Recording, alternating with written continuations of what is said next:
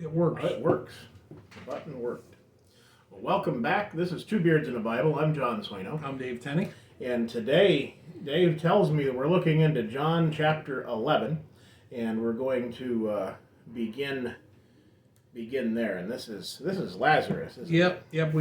We actually started talking about this in last episode about the death of Lazarus, and we talked about Thomas, who said, "Let us go with him, that we may die with him." Mm-hmm. And now they go over and journey over to where they're at, and well, I guess we'll pick up there. I'll go ahead and read.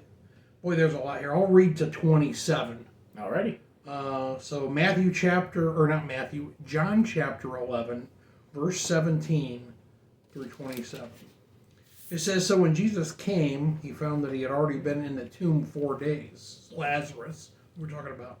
Now Bethany was near Jerusalem, about 2 miles away.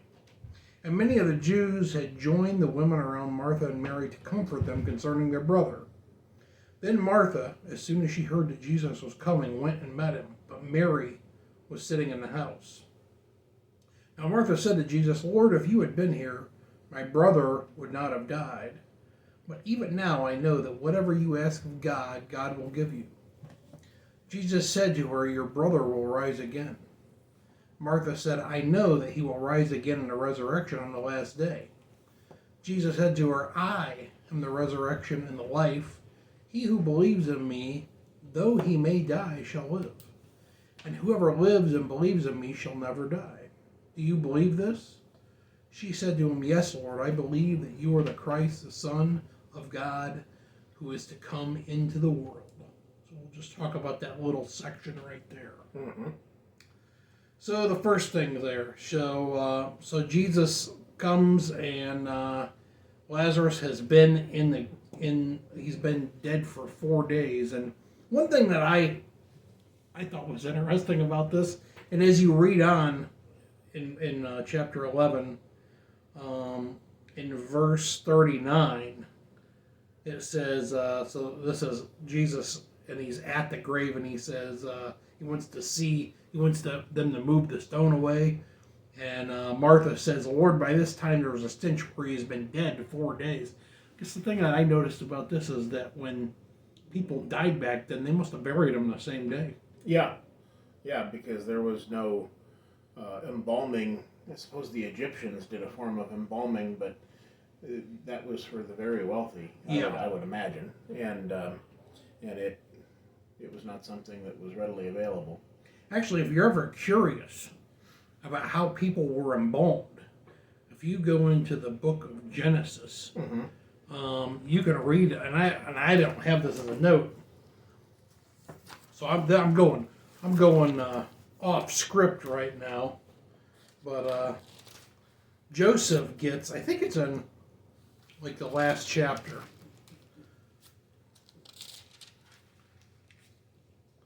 I think it's in Genesis chapter 50. It says, "Then Joseph took an oath," this is verse 25, "from the children of Israel, saying, God will surely visit you, and you shall carry up my bones from here." So Joseph died, being 110 years old, and they embalmed him, and he was put in a coffin in Egypt. And I always found that was interesting. Mm-hmm. That's you think about Egypt and you think about mummies. Yeah. But you see that that's actually what happened to Joseph. He was mummified. Right. So, Mm-hmm. Yeah.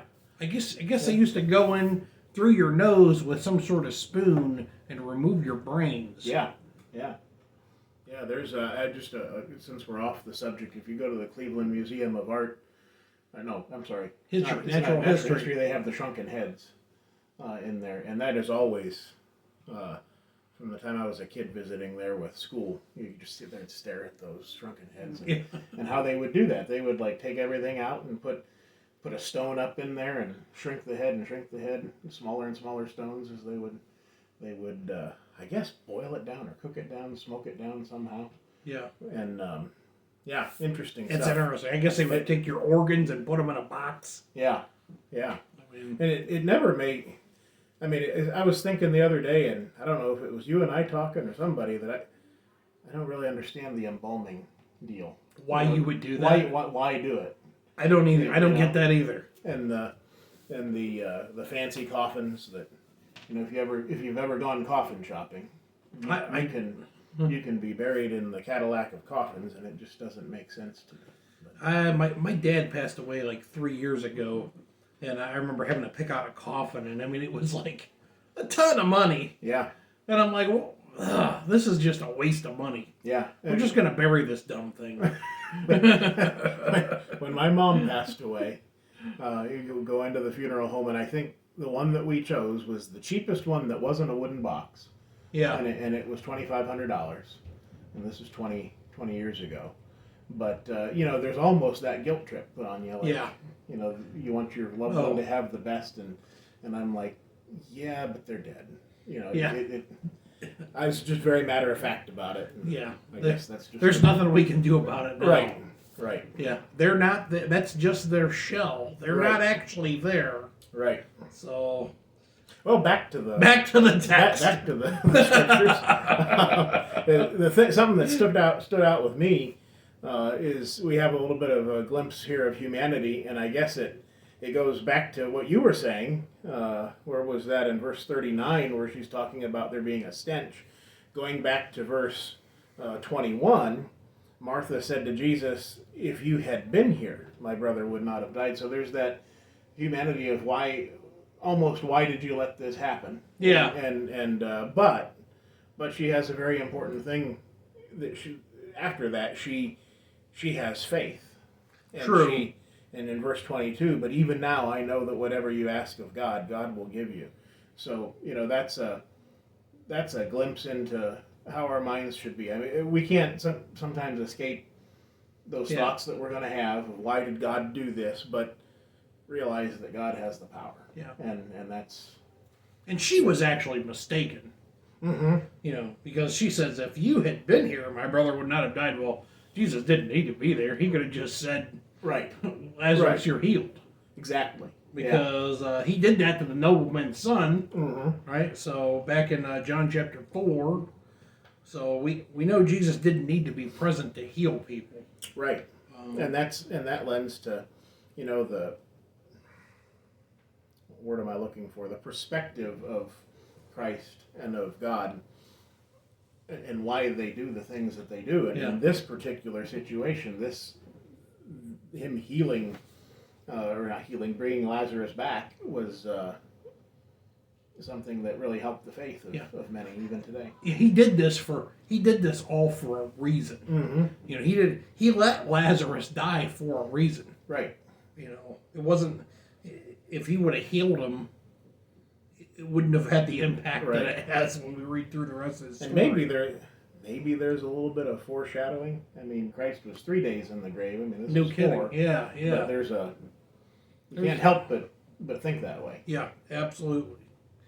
So Martha, the one thing I think it's cool too is, the first time we hear about Martha, Jesus kind of has to like mildly rebuke her because, she's paying too much attention to whatever's going on in the kitchen. Getting worked up about her sister. Yeah, getting worked up about her sister. But here, it really shows the faith of Martha. Mm-hmm. All of these things. So she says, but even now I know that whatever you ask of God, God will give you.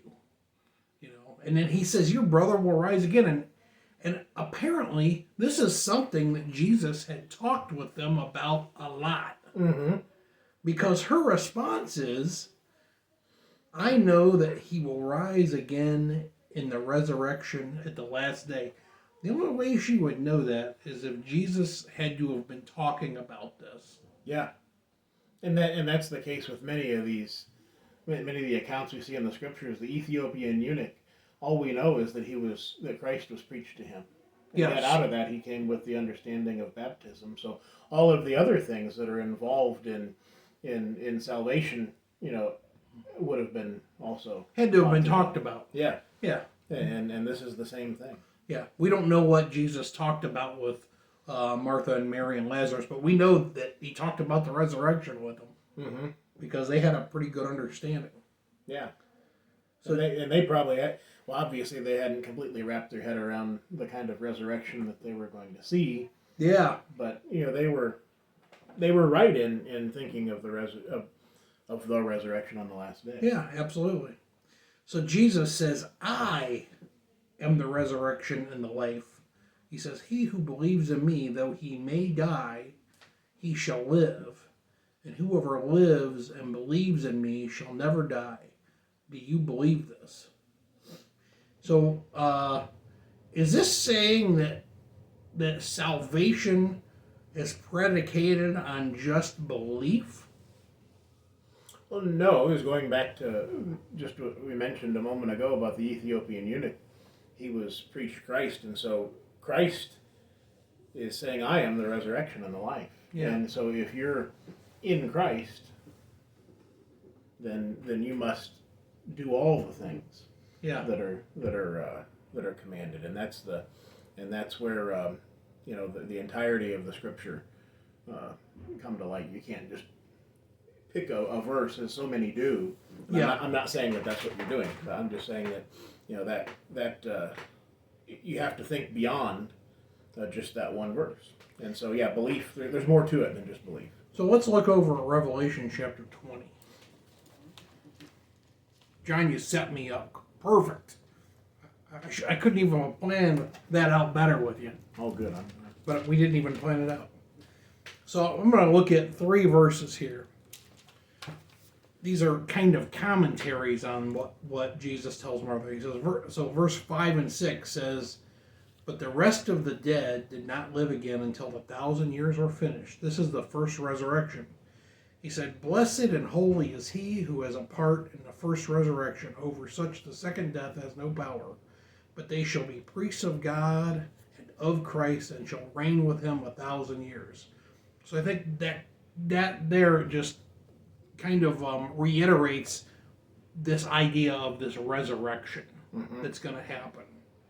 And then in verse 14, it says, "Then death and Hades were cast into the lake of fire, and this is the second death. And anyone not found written in the book of life was cast into the lake of fire." So I think those are a couple of verses that kind of reiterate these kind of ideas of this resurrection, that that those who have faith. Now, we know from studying if you study Hebrews chapter 11, one thing you'll find out about the accounts of faith in there is they were all of those examples of faith were given to show that there was some sort of doing involved with that faith. Right. And it just stands to reason. If you believe that Christ is who he says he is, then you're going to do everything. You wrap your head around, if it's not possible to wrap your head around completely who Christ is and the depth of Christ and the Godhead. But if you believe that he is the Lord, then you're going to take seriously the things that he said and the things that he taught. You're going to take seriously the idea that he was going to send the helper to help the apostles remember all the things that he had said, so that it could be told, so that it could be written down. And there you have it. I mean, if you believe that there's going to be a meteorite that strikes your house and blows your house up, then why wouldn't you go across the street? Right, exactly. And I think, if you're claiming to be a Christian, but yet you don't follow the rules that God has given us, and I'm going to say you actually don't believe.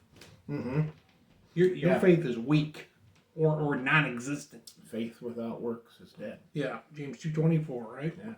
And another, I don't know, I can't help but make the disclaimer for Revelation when we read about those 1,000 years and so on, because I know it's so prevalent in the world today to take those terms and try to figure out a day when the Lord is going to come and that we're going to live here on this earth with him. And that is not what is promised. It is at the very beginning of Revelation, in verse 1, it says, the revelation of Jesus Christ, which God gave him to show his servants things which must shortly take place. He sent and signified it by his angel to a servant John, who bore witness to the word of God and to the testimony of Jesus Christ, to all things that he saw. So, and a lot of this language, we understand it to be very figurative. Yeah. It's, in fact, one of the notes that I have is that it's a codified language, Yeah. so that those that were receiving it would understand. There were Christians that were being persecuted, and if they were caught with letters back and forth between the churches, they would have been in danger. So these letters, sent codified to the different people who they were meant to be, they meant to receive these letters, they understood what was going on. So we can't take this book literally. Right. Except we can take some of it literally. Right. Like where he says these things are going to shortly take place. Mm-hmm. We could take that literally. Yeah. In fact, and also in like the last couple of chapters in Revelation, you can take a lot of those things literally as well. Right. But there's a lot of figurative. How do you know the difference between literal and figurative language, John? Oh, help me. I would say by its context, right? Yeah. Yes, that's a big one. Yeah, and when you read some of the things about the trumpets and the seven-headed beasts and so on, those things are obviously figurative. You had just mentioned we have a mutual friend, a guy named Matt DeVore, and Matt's going through a little health problem at this time. But Matt usually listens. So yeah, hey Matt. But Matt just did this big series on Revelation, and one of the cool things he did was he took a lot of those figurative things, the trumpets, and then he went back to the Old Testament and showed where those figurative terms were used in the Old Testament as well.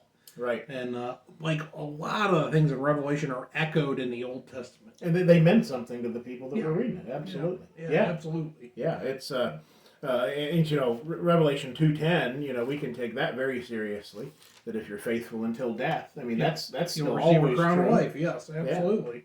But when we start talking about these sorts of things, and we're going to get into in a couple episodes here, we're going to get into this a little bit thicker than we are right now, but these ideas of end of times, and these are I guess I don't want to say they're controversial subjects, but they kind of are. Mm-hmm.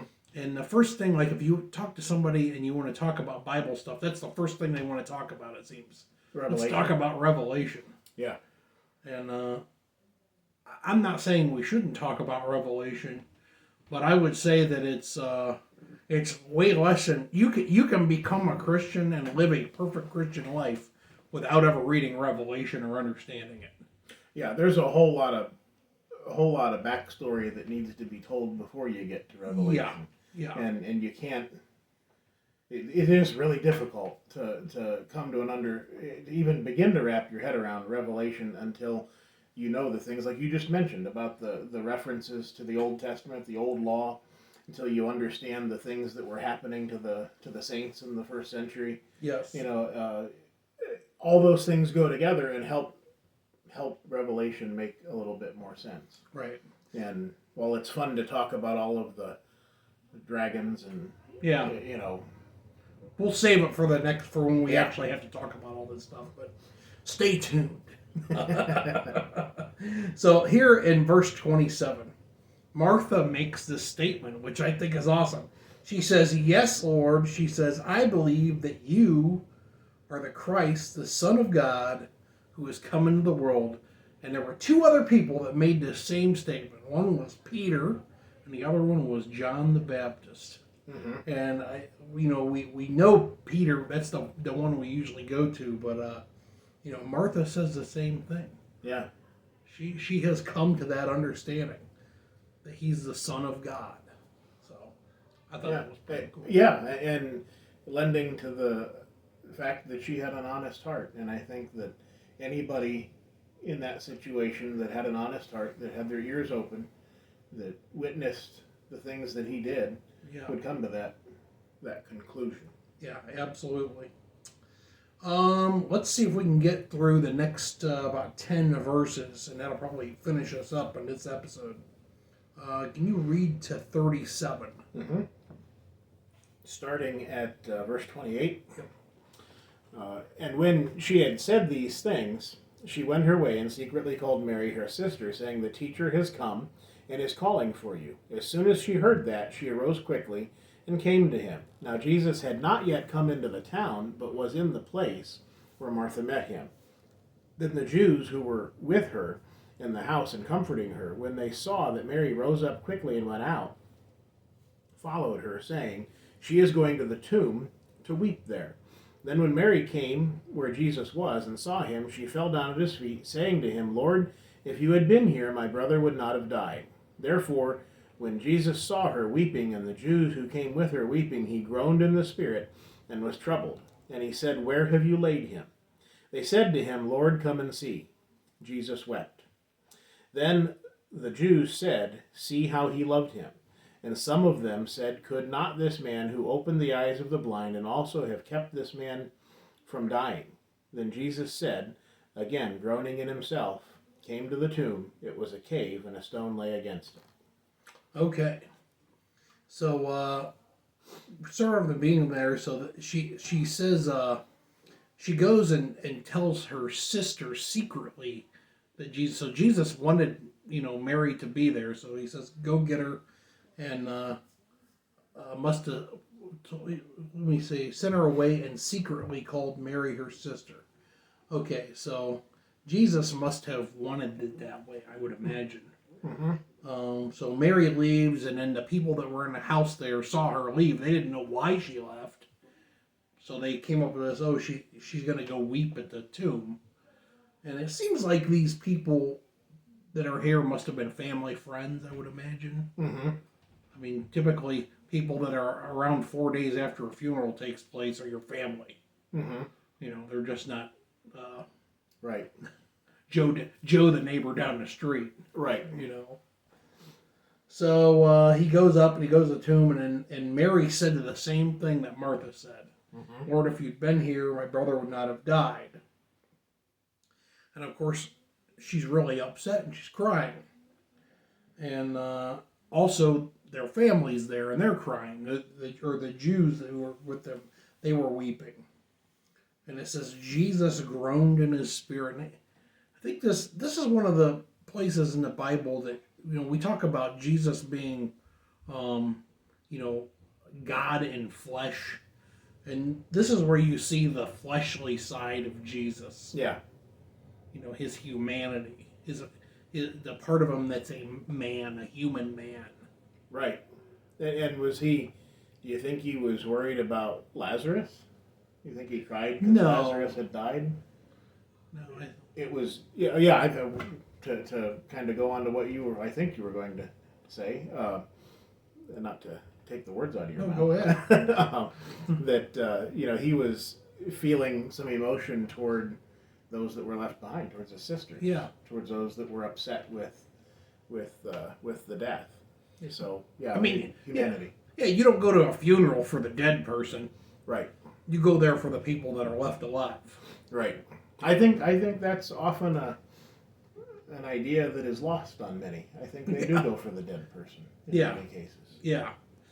Yeah, they're that person, they're dead, they're gone. You're there to show your support to the family. Right. That's the most important thing you can do. Right. And sometimes when your good friends are upset and they're emotional, it can make you, especially if you care for them. Yeah, and even as I was talking to a mutual friend of ours, went to a funeral for a coworker, that he worked with years ago, and he had mentioned that in the service there were all the comforting statements by the preacher that were false teaching, because this person was not one that had been obedient to the gospel. And like it happens so many times, and talk about controversial subjects. Here's one that the preacher was trying to preach him into heaven, basically. Oh yeah. And but one of the things that can come out of that, and I think Jesus was using the physical death of Lazarus to teach a lesson, You know, in these cases, when we perhaps go to a funeral, we have teaching. We have a teaching moment there. Yeah. We have a time when people are perhaps more willing to listen to. That's a good point, John. And they are able to use that opportunity. Yeah. With tact, of course. Yeah, absolutely.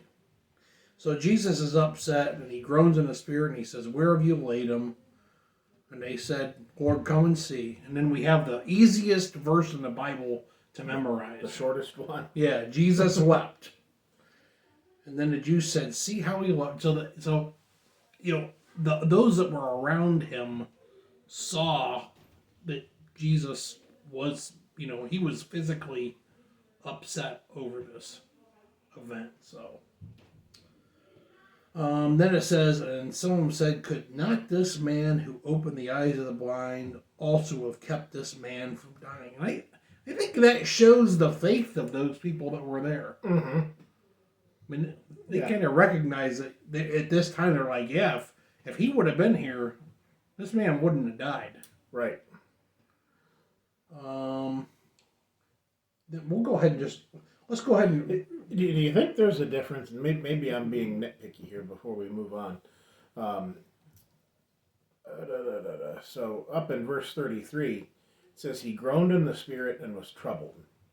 And then in verse 38, then Jesus, again groaning in himself, came to the tomb.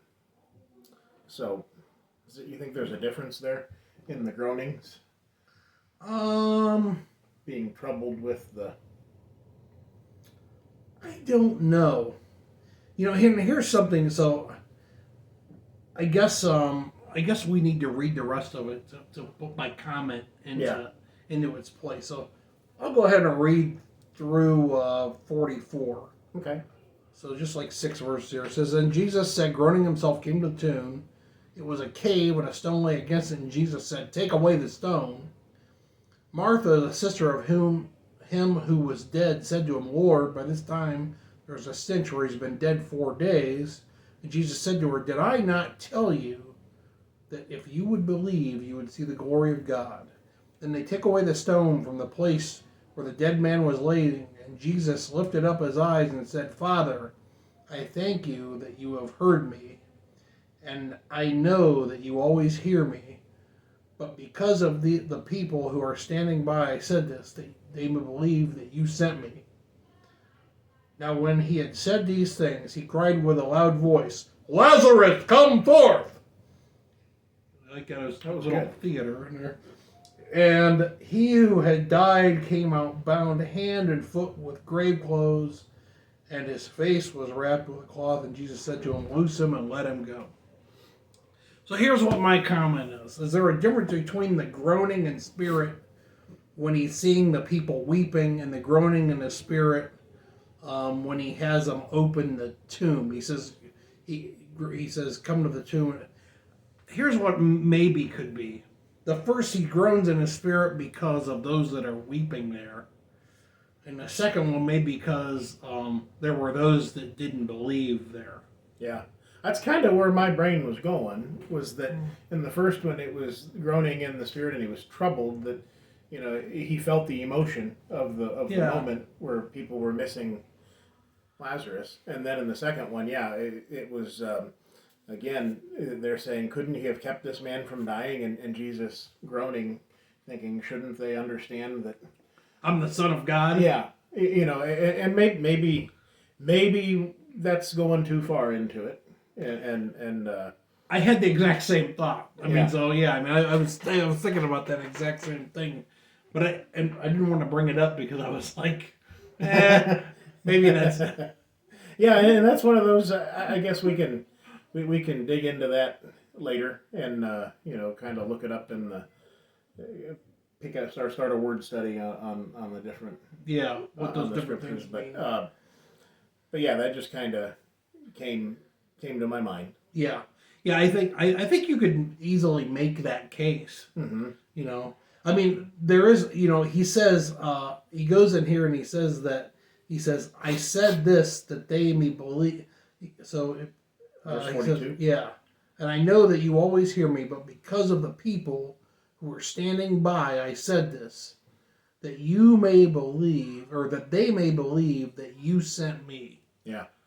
So I think the whole reason we start in chapter 11, the whole reason for Lazarus dying and being brought back to life is for this, for this moment, that he's going to make those people believe. Yeah. And we know that that's actually what happened. Right. So. And that was a good loud voice that you did. Thank you. It reminded me of a brother that I went coming back from preacher training years ago. He had the Bible on his phone, and we plugged it in and started listening to it on the way home and in the car through the car speakers. But his particular version of the scriptures that was being read was a theatrical version. Oh. So like when there was they had the background noise of the streets if they were in a street, and it was distracting. but they had some really loud operatic voices like yours. I thought you were going to say, what was the movie, The Ten Commandments? I have never seen that. Yeah, where he says, "Let my people go." Yeah. Yeah. I've seen snippets of that. Yeah. So, well, John, I think that's about it. Have we talked long We've enough? talked longer than we should have. Okay. Well, thanks. If you're still listening, thanks for hanging around. Yep. And hopefully it's been helpful to you. And as you can tell, we're tearing things apart here and learning for ourselves. And that's what this is all about. You can comment. You can reach out to us if you have any questions or would like to study. We'd be glad to oblige. With that being said, mash the button, like, subscribe, whatever happens on these platforms. And Lord willing, we'll see you next time. Thanks.